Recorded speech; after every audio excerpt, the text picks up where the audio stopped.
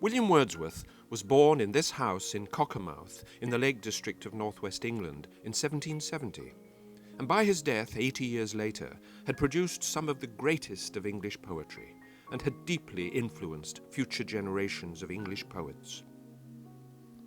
He had a happy childhood here until the untimely deaths of his mother when he was 8 and his father only 5 years later. From the age of 13, Wordsworth was farmed out to distant relatives, which he hated. He went to Hawkshead School and then to Cambridge University. In 1790, he made his first visit to France, then in the midst of the tumult of the French Revolution. The next year, he made a walking tour of the French and Italian Alps. He travelled to Orléans and Blois, where he met and fell in love with Annette Vallon. Their relationship was intense, and by the time he left to return to England, in some hope of earning a living, Annette was pregnant with his first child, Caroline. He had every good intention of marrying Annette, but by this time it had become unsafe, very unsafe, to be an Englishman in France during the revolutionary reign of terror, and he never did marry Annette. Wordsworth spent most of his life here in the Lake District, and during his time he was witness to enormous social and political changes. After his visits to France, he was sympathetic to the revolution there and to the signs of discontent and potential political turmoil in England. After his father's death, Wordsworth was left fairly impoverished, but as a result of a small legacy, he and his beloved sister Dorothy moved into this small house, Dove Cottage, in Grasmere. Wordsworth described Grasmere as the fairest place on earth, and during the decade that he lived here, he produced the bulk of the great works that began a revolution, not politically, but in poetry. Together with the other so-called lake poets, like Coleridge and Robert Southey, the poet laureate of England, Wordsworth changed the direction of English poetry. His poetry was affected by the great, stressful political and other changes of the time, and led to a different form of poetry, in which the poet could write about his own deep impressions about himself and the world around him. A poet after this time no longer had to choose a subject and then write about it, but simply reflect in words about his innermost feelings, about the world and his place in it. This poetic movement became known as Romanticism. Wordsworth had a tremendous influence on future poets like Byron, Shelley, and Keats. He didn't live and write in isolation, however. He in turn was influenced by his friends, Coleridge and Southey, and particularly by his sister Dorothy, herself a fine writer. For Dorothy he wrote the poem "To My Sister." It is the first mild day of March, each minute sweeter than before. The redbreast sings from the tall larch that stands beside our door. There is a blessing in the air, which seems a sense of joy to yield to the bare trees, and mountains bare, and grass in the green field. Then come, my sister, come, I pray, with speed put on your woodland dress, and bring no book, for this one day we'll give to idleness.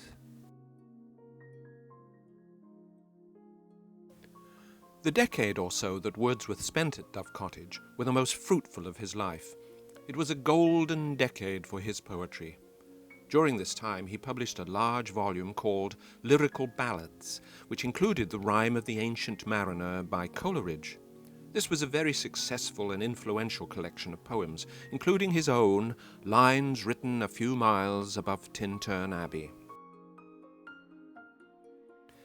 5 years have passed, 5 summers with the length of 5 long winters, and again I hear these waters rolling from their mountain springs with a soft inland murmur.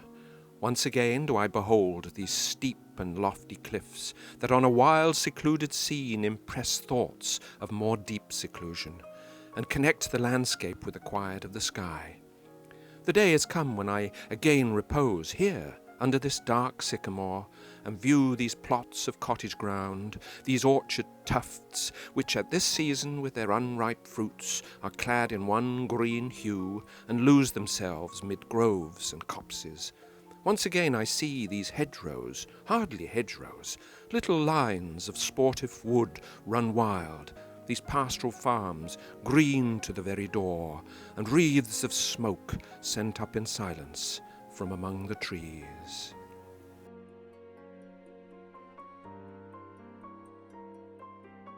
Dorothy wrote in her journal of the 15th of April 1802 that the daffodils tossed, reeled and danced, and seemed as if they verily laughed with the wind that blew upon them over the lake. Having seen this entry, Wordsworth was moved to write what has become his most famous poem. I wandered lonely as a cloud that floats on high o'er vales and hills, when all at once I saw a crowd, a host of golden daffodils, beside the lake, beneath the trees, fluttering and dancing in the breeze. Continuous as the stars that shine and twinkle on the Milky Way, they stretched in never-ending line along the margin of a bay. 10,000 saw I at a glance, tossing their heads in sprightly dance. The waves beside them danced, but they outdid the sparkling waves in glee. A poet could not but be gay in such a jocund company. I gazed and gazed, but little thought what wealth the show to me had brought. For oft when on my couch I lie, in vacant or in pensive mood, they flash upon that inward eye, which is the bliss of solitude. And then my heart with pleasure fills, and dances with the daffodils. Again, from the Ode on the Intimations of Immortality, this. And O, ye fountains, meadows, hills, and groves, forebode not any severing of our loves. Yet in my heart of hearts I feel your might. I only have relinquished one delight, to live beneath your more habitual sway. I love the brooks which down their channels fret, even more than when I tripped lightly as they. The innocent brightness of a new-born day is lovely yet. The clouds that gather round the setting sun do take a sober colouring from an eye that hath kept watch o'er man's mortality. Another race hath been, and other palms are won. Thanks to the human heart by which we live, thanks to its tenderness, its joys and fears, to me the meanest flower that blows can give thoughts that do often lie too deep for tears. It's interesting how Wordsworth's outlook and philosophy changed gradually during his lifetime. In his youth, during his years at Cambridge University and his travels in France and Germany, he was a convinced radical and a supporter of simple people whom he saw as suffering under the yoke of hard-fisted governments. As he grew older and more affluent, he became less and less radical, and, under the influence of his great friend, the poet Coleridge, he gradually became a convinced Tory. When John Southey died, Wordsworth was appointed Poet Laureate of England, and the process of his political change was complete. Is it significant that during this transformation his powers as a poet waned also? After 10 years at Dove Cottage, Wordsworth, his wife Mary and sister Dorothy moved to this much grander house, which he lived in for the rest of his life. This house, Rydal Mount, still in the possession of the Wordsworth family, but open to the public, is situated between Ambleside and Grasmere. It became his refuge and his consolation through personal tragedies such as the deaths of his 2 children, Catherine and Thomas, who both died in 1812. He still had his compassion for the poor and underprivileged, and had written poems such as Michael, about a poor Grasmere farmer who lost his land and his son in attempting to pay off a debt.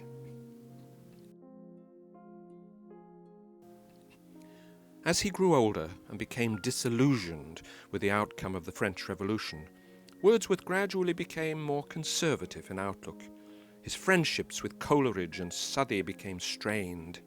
He still wrote poetry, but the days of the golden decade were over. His poems were still exquisite, but they were not up to those of his earlier years. His poems were still largely about the glories of the Lake District, but he occasionally went forth to other places, such as London, where he wrote, "Composed upon Westminster Bridge." Earth has not anything to show more fair.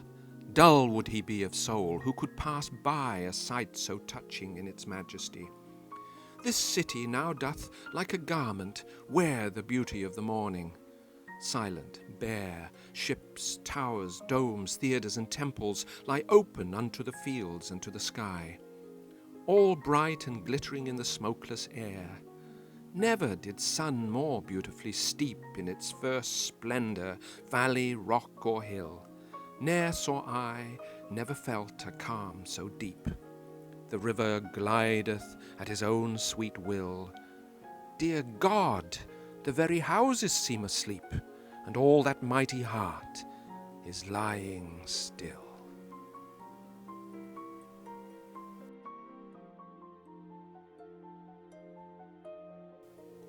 During the golden years, Wordsworth wrote a series of works which have become known as the Lucy poems.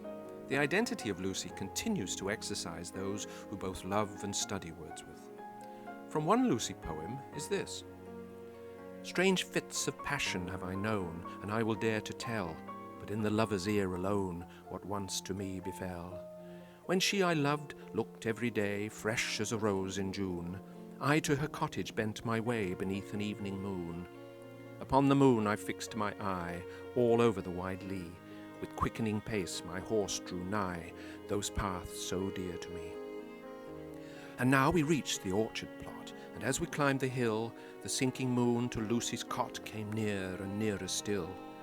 In one of those sweet dreams I slept, kind nature's gentlest boon, and all the while my eyes I kept on the descending moon. My horse moved on, hoof after hoof he raised and never stopped, when down behind the cottage roof at once the bright moon dropped. What fond and wayward thoughts will slide into a lover's head? Oh, mercy, to myself I cried, if Lucy should be dead.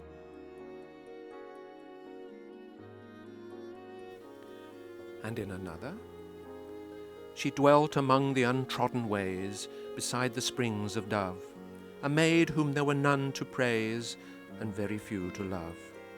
She lived unknown, and few could know when Lucy ceased to be, but she is in her grave, and oh, the difference to me. And in yet another, 3 years she grew in sun and shower, then nature said, a lovelier flower on earth was never sown. This child I to myself will take, she shall be mine, and I will make a lady of my own. Thus nature spake, the work was done. How soon my Lucy's race was run. She died, and left to me this heath, this calm and quiet scene, the memory of what has been, and never more will be. And finally, I travelled among unknown men in lands beyond the sea, nor England did I know till then what love I bore to thee. The morning showed thy nights concealed, the bowers where Lucy played, and thine too is the last green field that Lucy's eyes surveyed. Was Lucy a loved woman, an admired but distant farm worker, or was she a beloved child? We shall never know. Although Wordsworth never married Annette, he did keep in contact with her, and he visited France again in 1802, when he was aged 32, and stayed there for a whole month. During this time, he walked frequently on the beach at Calais with Annette and Caroline. He wrote this beautiful sonnet to his daughter, which is both moving and tranquil. It's called On the Beach at Calais. It is a beauteous evening, calm and free. The holy time is quiet as a nun, breathless with adoration. The broad sun is sinking down in its tranquillity. The gentleness of heaven broods o'er the sea. Listen, The mighty being is awake, and doth with his eternal motion make a sound like thunder everlastingly. Dear child, dear girl, that walkest with me here, if thou appear untouched by solemn thought, thy nature is not therefore less divine. Thou liest in Abraham's bosom all the year, and worshipst at the temple's inner shrine, God being with thee when we know it not. From his youth, Wordsworth had always been a champion of the rustic and humble life. A good example of his admiration of the simple life is in the poem The Solitary Reaper. Behold her, single in the field, yon solitary Highland lass, reaping and singing by herself. Stop here, or gently pass. Alone she cuts and binds the grain, and sings a melancholy strain. Oh, listen, for the vale profound is overflowing with the sound. No nightingale did ever chant more welcome notes to weary bands of travellers in some shady haunt among Arabian sands. A voice so thrilling ne'er was heard in springtime from the cuckoo bird, breaking the silence of the seas among the farthest Hebrides. Will no one tell me what she sings? Perhaps the plaintive numbers flow for old unhappy far-off things and battles long ago. Or is it some more humble lay, familiar matter of today, some natural sorrow, loss, or pain that has been and may be again? Whate'er the theme, the maiden sang as if her song could have no ending. I saw her singing at her work and o'er the sickle bending. I listened, motionless and still, and as I mounted up the hill, the music in my heart I bore, long after it was heard no more.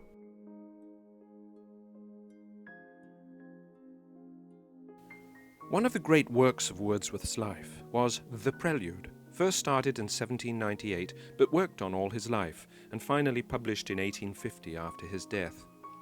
This magnificent, long, autobiographical poem encompassed the whole of his life and reflected the gradual evolution of his persona from passionate radical to compassionate conservative. In it, there are poems concerning what he called the spots of time, life experiences which served to make oneself aware of the natural world and one's place in it, together with a feeling of being able to change, to improve oneself and the world.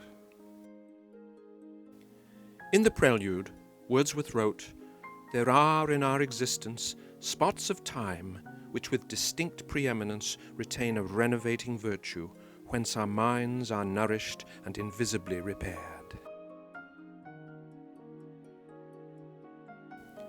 Wordsworth was a prolific poet, and his importance in the history of English poetry cannot be overestimated.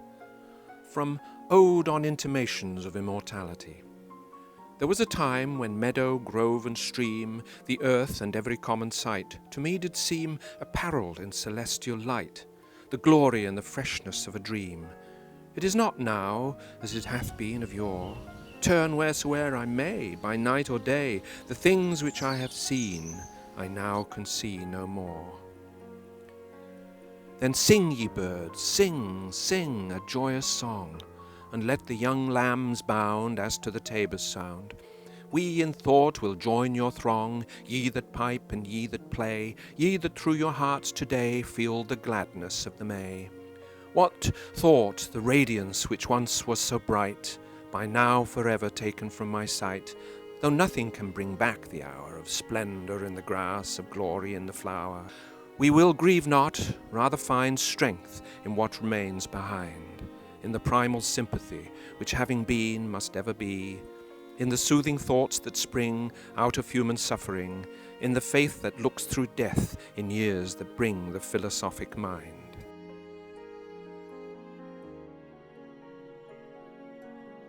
Another little poem, written at the height of his powers in 1802, reflects again his interest in the simple and the beautiful.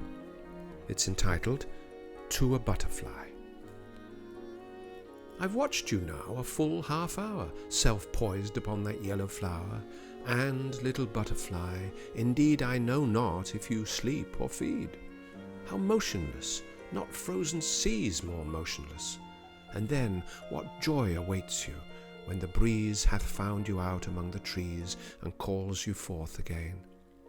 This plot of orchard ground is ours, my trees they are, my sister's flowers. Here rest your wings when they are weary, here lodge as in a sanctuary. Come often to us, fear no wrong, sit near us on this bough. We'll talk of sunshine and of song, and summer days when we were young, sweet childish days that were as long as 20 days are now.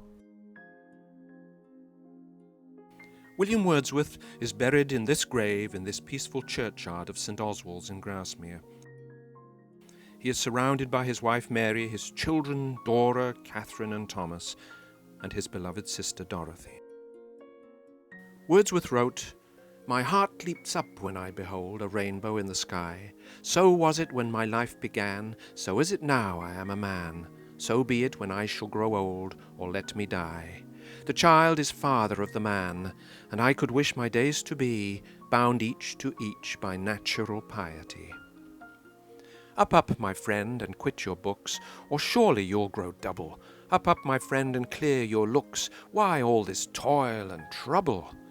Books! 'Tis a dull and endless strife. Come, hear the woodland linnet. How sweet his music! On my life, there's more of wisdom in it. And hark, how blithe the throstle sings.